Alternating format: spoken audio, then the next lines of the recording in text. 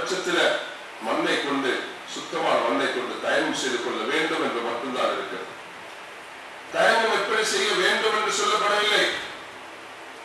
ரசூல் ஸல்லல்லாஹு அலைஹி வஸல்லம் அவர்களுடைய இந்த தஃசீர் அங்கே குர்ஆனுடைய விளக்கம் அங்கே இல்லாத காரணத்தினால் அம்மார் அவர்கள் தலையிலிருந்து கால் வரைக்கும் மண்ணை போட்டு அப்படி மண்ணில் கலந்து பிறகுவது போன்று பிறந்தார்கள். உமர் ரலியல்லாஹு அவர்கள் நான் இப்படி செய்ய மாட்டேன் என்று புதுங்கிக் கொண்டார்.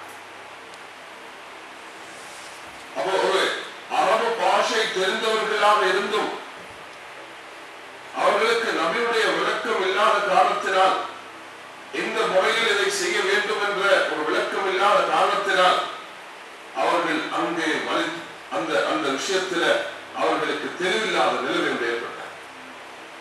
நபி ஸல்லல்லாஹு அலைஹி வஸல்லம் அவர்களிடத்தில் வந்து முறைத்த பொழுது நபி அவர்கள் சொன்னார்கள், ஒரு அடி அடித்து முகத்துக்கும் மறு அடி கைக்கும் என்று நபி அவர்கள் விவரித்தார். ஆக தயம்மம் என்ற இந்த ஆயத்து அதற்கு பிறகுதான் அல்லாஹ் தஆலா முகத்தையும் கையையும் அதை மண்ணால் தடவி கொள்ள வேண்டும் என்ற இந்த ஆயத்தை இறக்கி வைத்தார். இது போன்ற ஏராளமான நிகழ்வுகள் இஸ்லாமிய வரலாறு இடம்பெற்றிருக்கிறது. சஹாபாக்கள் அரபு பாஷை தெரிந்திருந்த போதிலும் நபி ஸல்லல்லாஹு அலைஹி வஸல்லம் அவர்களுடைய விளக்கம் இல்லாத நேரத்தில் தன்னுடைய சுய இஷ்ட பிரகாரம் அவர்கள் இதற்கு விளக்கம் சொல்ல போகும் பொழுது அதில் விளக்க குறைவான சில நிகழ்வுகள் அங்கே ஏற்பட்டது. அதனால் மேலான கண்ணியமான சகோதரர்களே, பிரியாக்களே, அல்லாஹ் நமக்கு மாபெரும் செல்வத்தை தந்திருக்கிறார். குர்ஆன் அல்லாஹ் பெரிய ரஹ்மத்தை தந்திருக்கிறார். ரசூல் ஸல்லல்லாஹு அலைஹி வஸல்லம் அவர்கள் அல்லாஹ் அனைவர்களை அவர்களுடைய உம்மத்தாக ஆக்கியிருக்கிறார். இந்த உம்மத்தை அல்லாஹ் ஆண் பெண்ணாக அல்லாஹ் தஆலா பிரித்திருக்கிறார். யா அய்யுஹன் நாஸ் இன்னா خلقناكم من ذكر وانثى وجعلناكم شعوبا وقبائل لتعارفوا ان اكرمكم عند الله اتقاكم. அல்லாஹ் தஆலா, ஏ மக்களே, உங்களை நாம் குல கோத்திரமாக பிரித்திருக்கிறோம், உங்களை நாம் ஆண் பெண்களாக பிரித்திருக்கிறோம்.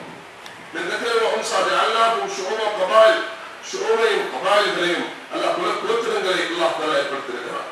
எதற்காக சொன்னால் ஒருவர் அறிந்து கொள்வதற்காக வேண்டி. உங்களில் சங்கையானவர், கண்ணியமானவர், மகத்தானவர், உயர்வானவர் யார்? அவர் தக்வா உள்ளவர். ஒரு ஆண் பெண் என்பதை இதை அல்லாஹ் படைத்திருக்கிறார். ஒருவரை அல்லாஹ் ஒரு ஜோடியாக ஏற்படுத்தியிருக்கிறார்.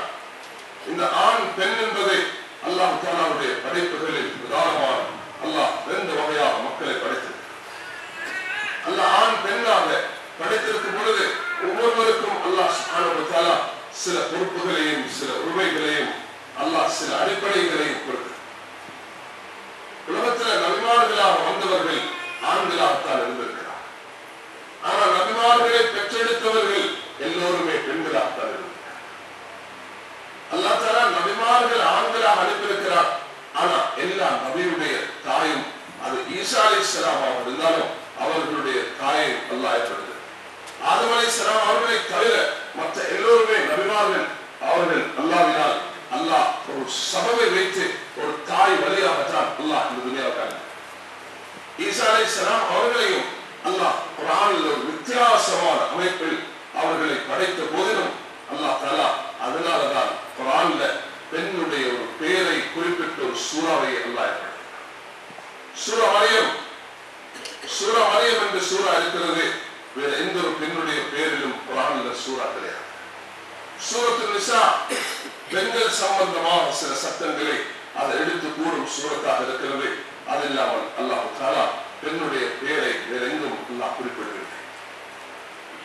கண்ணியமான சகோதரர்களே, பெரியார்களே, நபிமார்களையும் பெற்றெடுத்தவர்கள் தாய்மார்கள் தான். ஆனால் இதற்கு நேர் மாற்றமாக நபிமார்கள் விரோதிகளை பெற்றெடுத்தவர்களும் தாய்மார்கள். தாய் என்று சொல்லும் பொழுது அதுக்கு ஒரு முக்கியமான இடத்தை அல்லாஹ் தஆலா சொல்றார். ஒரு பெண் என்று சொல்லும் பொழுது அந்த பெண்ணுடைய உயர்வு கண்ணியம் இஸ்லாம் பெரிதும் மதிச்சிருக்கிறது. ஒரு பெண் ஒரு குழந்தையாக, ஒரு குழந்தை ஒரு அந்த சகோதரியாக, ஒரு பெண் ஒரு மனைவியாக, ஒரு பெண் ஒரு தாயாக முக்கியமான சில இடங்களை இந்த பெண் வகிக்கிறார். பெண் குழந்தையாக இருக்கும் பொழுது அதனுடைய நிலைப்பாடு என்ன? குழந்தை அது சகோதரியாக இருக்கும் பொழுது அதனுடைய நிலைப்பாடு என்ன? அது மனைவியாக இருக்கும் பொழுது அது எந்த இடத்தை வகிக்கிறது? தாயாக இருக்கும் பொழுது அதனுடைய ஸ்தானம். அல்லாஹ் தஆலா நமக்கு இவைகள் எல்லாம் விவரித்து ஒரு பெண் ஆக முக்கியமான இடத்தை நம்பிக்கிறார்.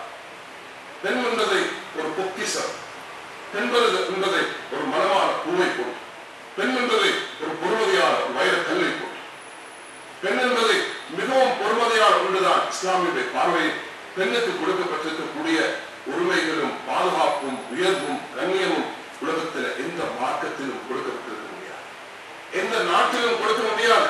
யாருமே இந்த அளவுக்கு உயர்வையும் பாதுகாப்பையும் பெண்களுக்கு இஸ்லாம் கொடுத்ததை கொடுக்க முடியாது.